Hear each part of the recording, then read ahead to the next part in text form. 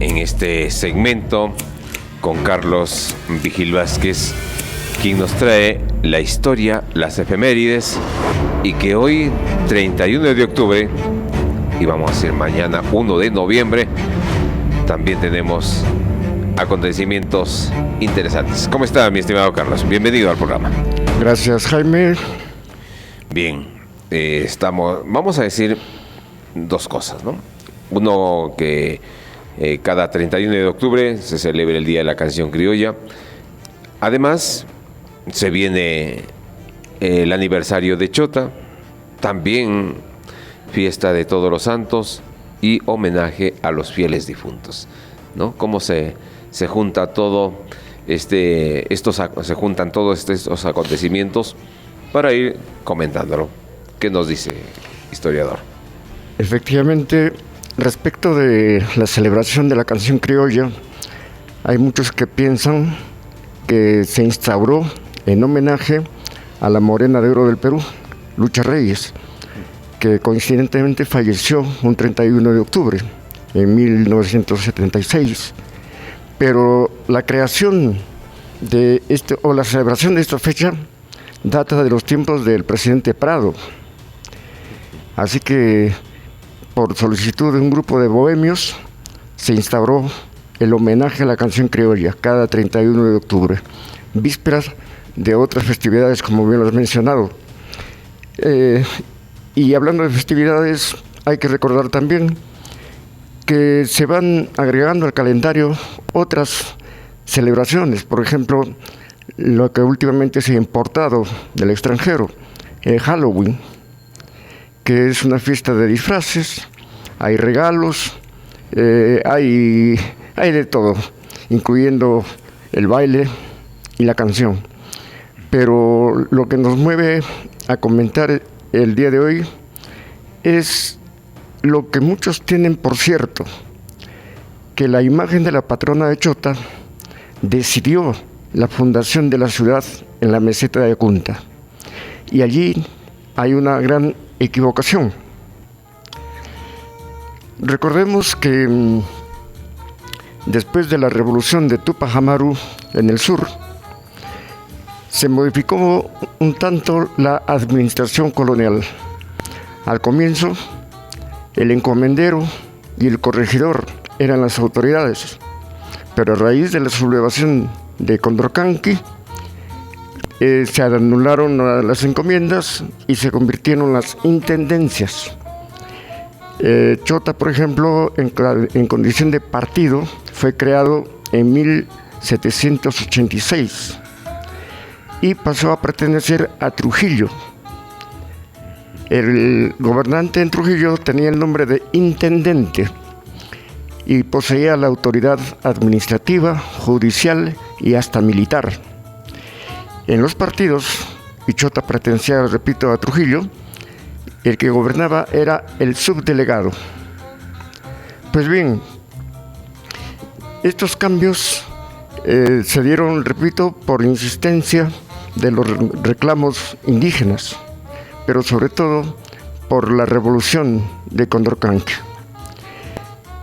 Sucedió en 1788 que un incendio destruyó la ciudad de Chota, que en aquel tiempo era simplemente un pueblo, no tenía categoría de ciudad. Ocurrió el 22 de octubre de 1788. El monseñor Jaime Martínez de Compañón había estado 3 años antes por acá, por la tierra de Chota, y había sugerido que sería conveniente el cambio del pueblo hacia la pampa de la comunidad, que hoy conocemos como Tuctuasi. ¿Por qué se llamaba pampa de la comunidad? Porque allí fueron aglutinados, allí fueron reunidos los indígenas de toda la zona para poder cobrar mejor el tributo y para poder doctrinarlos mejor. De tal manera que era una reducción desde los tiempos del virrey Toledo, quinto virrey del Perú. Entonces, cuando se produjo el incendio, muchos chotanos tomaron la decisión de cambiar de ubicación del pueblo y refundarlo en La Pampa, la comunidad. Pero había oposición de los indígenas, puesto que ellos pagaban tributo. Los varones desde 18 a 50 años pagaban ya en productos o en dinero. Del total del tributo en dinero, el intendente de Trujillo cobraba el 60%, mientras que el subdelegado se quedaba con 15%. El párroco o cura doctrinero se quedaba con 10%, y el cacique encargado de la cobranza del dinero también se quedaba con 10%. Al final sobraba solamente un 5% que se destinaba a servicios de bien social, u hospital, como se llamaba entonces. En consecuencia, a los indígenas no les convenía que se trasladara el pueblo hacia La Pampa, la comunidad, porque ellos se iban a quedar sin tierras, y al no tener tierras no iban a poder pagar el tributo, y era obligatorio por su condición de vasallos del rey de España. Dadas estas cosas, el delegado de Chota era don Isidro Mata. Había viajado a Lima para dar la bienvenida al nuevo virrey, don Ambrosio O'Higgins, que tenía procedencia irlandesa. Era conocido como el Marqués de Osorno. Entonces don Isidro le comentó lo del incendio y el deseo de trasladar la ciudad o el pueblo a La Pampa, la comunidad. Y para lisonjearlo un poquito, le prometió que si cambiaban, si daba la orden de cambio del pueblo, se formaría la nueva villa, con categoría ya de villa, con el nombre de Osorno, Villa Osorno, en homenaje al virrey. Y mira, Jaime, en esta fecha, por primera vez se menciona que la autoridad, con un grupo de dragones, un batallón de dragones, bajaron hacia La Pampa, la comunidad, portando la imagen de la patrona. Por primera vez. Esto ocurrió el 22 de diciembre de 1799, al finalizar ya prácticamente el siglo XVIII. Antes de esta fecha no hay noticias de la imagen de la Virgen. Y ahí surge la confusión, porque los estudiantes de hoy siguen pensando que la Virgen decidió el lugar donde debería erigirse la nueva villa. Y no. Esto sucedió, repito, en 1799. Los indígenas protestaron, se opusieron. Y por las noches devolvían la imagen al lugar que estaba asentada la antigua capilla. Sí, esos escritos aún están, ¿no? Presentes de ese traslado de la patrona, ¿no? Desde esta parte que hoy es el centro de la ciudad, ¿no? La plaza. El cacique de la época era don Luis Guacal, jefe de los guacales, y él se encargaba de la cobranza del tributo. Y este señor, el cacique indígena, estaba alentado por varios chotanos que no querían trasladar el pueblo. ¿Por qué? Porque tenían intereses en la meseta. Ellos incentivaban a don Luis Guacal para que se opusiera y devolviera la imagen de la patrona. Ahí nace la famosa leyenda de la Virgen. La leyenda de la Virgen, ¿no? Pero, citando testimonios de la época, escritos, llegamos a la conclusión de que no fue así, sino que no convenía a los intereses de los indígenas. O sea, todo tenía un trasfondo. Desde luego. Ahora, desde luego. Mi estimado Carlos, y hoy que estamos a vísperas de este aniversario, hemos venido insistiendo, y creo que las nuevas investigaciones, las tesis, nos están dando en que Chota no fue fundada. No tuvo fundación española. No, porque existía. Ya existía. ¿No es cierto? Población. Exactamente. Y la población de esta comarca data de tiempos inmemoriales, muchísimos tiempos atrás. El resto humano más antiguo en esta zona viene a ser el hombre de Pongoya, en Chimbán. Han quedado los trazos de figuras misteriosas que casi siempre hablan de escenas de caza. y están en el interior de lo que se llama un abrigo, es decir, no es una caverna, una cueva, es solamente un abrigo, y se ha mantenido hasta la fecha, imagínate. Luego hablamos de la cultura chota, que ha dejado restos en Chetilla, por ejemplo, en Churucancha, también en Cutaxi, Namoyoc, en Chalamarca. Hay diversidad de yacimientos arqueológicos que hablan de la presencia ya de una población en esta zona. El idioma que habló la gente que pobló esta zona, sabemos que era el Culli, y es un idioma que hace mucho uso de la combinación SH. Por eso decimos chingo al gallinazo. En el Cusco alguna vez un amigo me dice, usted es cajamarquino, chotano. A ver si es chotano, achutúrese. Achuturarse es ponerse en cuclillas, ¿verdad? Y esa pronunciación es propia del idioma Culli. Ahora, que por qué desapareció o cómo desapareció, es un misterio que todavía está por develar.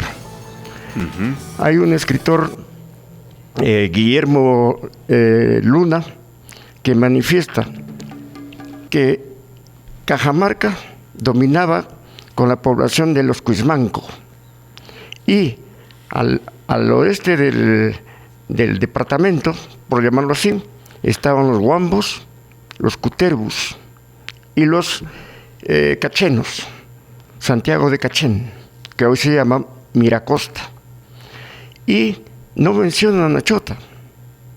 Parece ser, según este investigador, que había poblaciones que se trasladaban de un lugar a otro en calidad de mitmas o mitimaes para colonizar otras zonas, o inclusive para llevar su tradición, su cultura. Y esto explica el porqué cuando el arzobispo Mogrovejo pasó por estos lares, en sus escritos no menciona para nada a Chota.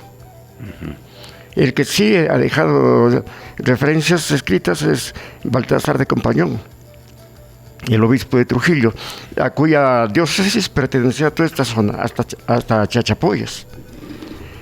Esa información un poco dispersa es lo que ha llevado a la confusión de que, por una parte, fue la Virgen la que decidió la fundación de Chota en la meseta, de otro lado, que Juan Ramírez fundó con el nombre de Todos los Santos, y todos sabemos ya que Juan Ramírez no llegó a pisar esta tierra. Y así, poquito a poquito, vamos desentrañando los mitos, las mentiras y las falsedades que los antiguos, en su afán de reconstruir nuestra historia, han ido introduciendo en nuestro folclore oral. Ahora, desde este espacio y con el conocimiento que está exponiendo Carlos Vigil, ¿qué sugerimos? ¿Qué sugieres? Porque debemos tomarlo en serio, esta situación, ¿no? Si bien no hay documentos de los años que hay, pero hay evidencias. O sea, así es. Hay testimonios en que nos están dando ahí la oportunidad para ir a concluir en una investigación. Yo creo que, no sé si considera pertinente que sean las autoridades quienes convoquen a un equipo de profesionales y concluyen con este trabajo. Desde luego, claro que sí. Hace ya muchos años hubo una iniciativa acá por parte de los profesores del Colegio Nacional San Juan de reunir a todos los profesores de ciencias sociales para redactar un trabajo de corte enciclopédico sobre Chota, su historia como población independiente, luego la etapa de la colonia y llegar a las épocas actuales. Pero no prosperó la idea porque muchos profesores no investigaban, solamente repetían lo que ya estaba escrito en algún tratado. Y así no se podía trabajar. En fin, pero no perdemos las esperanzas de poder reunir la información necesaria que nos pueda ya dar la certeza de la fecha en que Chota comenzó a poblarse. Así es. Porque la gran presencia de españoles en esta zona fue por la naturaleza de su clima y porque en 1776 se descubrieron las minas de plata de Hualgayoc. Y esto llevó, mira Jaime, a que el presidente Orbegoso, ya en época republicana, creyera que Hualgayoc era una ciudad más grande que la de Chota y trasladó la categoría de capital de la provincia a Hualgayoc por más de 3 décadas. Y el que le da el título de capital de la provincia a Chota es Castilla, el mismo año que creó el Colegio Nacional San Juan. Entonces, uniendo estos datos, llegamos a la conclusión de que Chota jamás nació como ciudad, sino como pueblo indígena. Pueblo indígena. El presidente Lamar, después de Junín y Ayacucho, recién nos da la categoría de villa y la categoría de ciudad en 1861 con la fundación del Colegio Nacional San Juan. Y aquí lo que podemos también ir investigando es que Chota creo que ha tenido o surgió con su cultura propia, ¿no? Por supuesto. Los testimonios están en los lugares arqueológicos que ya hemos mencionado, ¿no es cierto? Claro. Inclusive hay otros testimonios o otras indagaciones que apuntan a que tenemos que encontrar al dios Chop. Exactamente. Porque los metales, las joyas aún por ahí que encuentran, me imagino que son evidencias que nos están llevando a una investigación. Claro, la presencia de autoridades. Hoy se ha dado la costumbre de mencionar el señor de Zipán, el señor de Zicán, el señor de... Ya, el término adecuado, ¿cuál es? Curaca. Curaca. Es la palabra auténtica para mencionar a un jefe indio. Ya. No es la palabra cacique. Ya. Cacique es un término centroamericano que los españoles trajeron, y como acá a los jefes de Huaranga, de Pachacas, se les decía caciques, se quedó con esa denominación.